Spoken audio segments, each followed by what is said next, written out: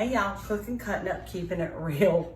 We are putting up pickles late, but you do what you gotta do when you gotta do it. I wanna show y'all a quick recipe that I love, we love around here for dill pickles.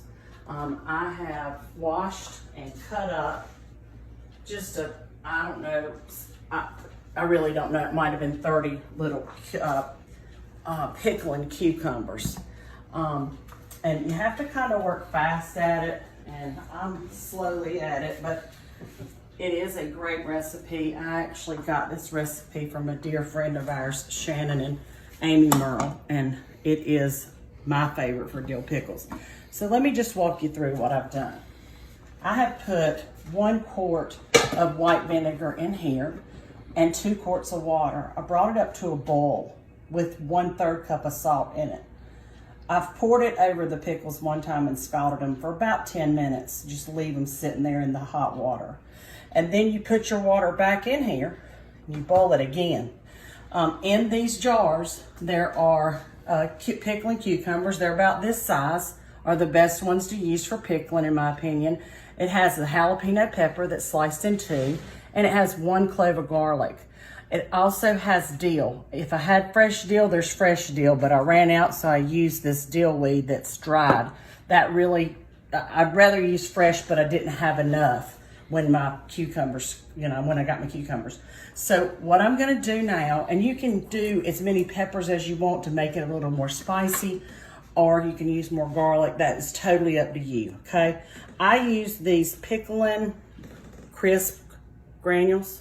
I find these at a lot of grocery stores, but I've seen them at Lowe's Food. I've also seen them at Lowe's Hardware. I've also seen them at Walmart. So I'm gonna put almost a tablespoon on these quart-sized jars and a little less than that on these pint-sized jars.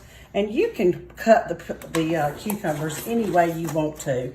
If you like them on a sandwich and want them, sliced, you can do that. If you like them speared, either way, same thing. I also use this recipe when I'm pickling okra, but that's because I like garlic and I like salt and I love a little bit of bite.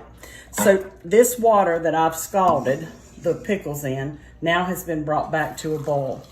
I get hundreds and hundreds and hundreds of questions about canning. So I'm gonna show you how I do mine. And I have a little shortcut. I've had probably 5 or less that have not sealed the way I'm gonna show you to do it, and it's the way my granny sealed things. I washed the jars through the dishwasher so they were warm and sterilized. I also boiled the lids to these jars, and then I cut everything up, stuffed it, and put my pepper in, put my garlic clove in.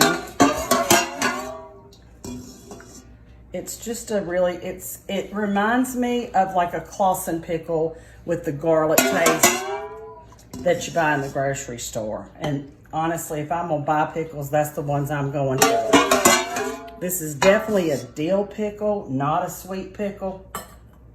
Some people like sweet pickles, some people like dill, and some people like both.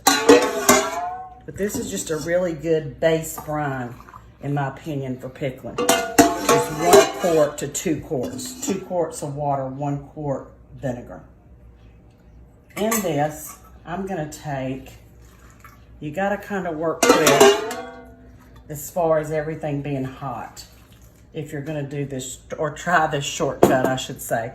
If you wanna see, the rules, the ins and outs of canning, definitely look it up on Google or on YouTube under Ball Mason or Mason Ball, and it has all kinds of information there.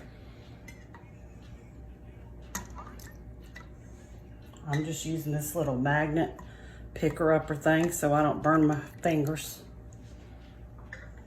Now, I'm gonna take this and screw these lids down.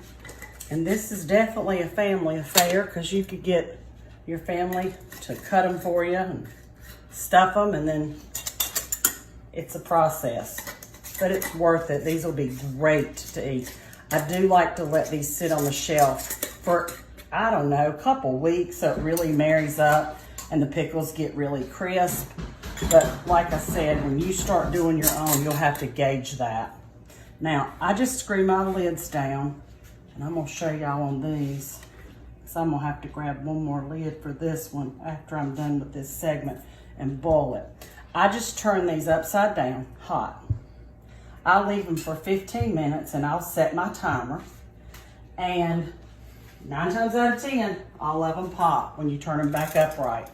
If they don't, you can boil them according to the instructions that you find on Google or YouTube.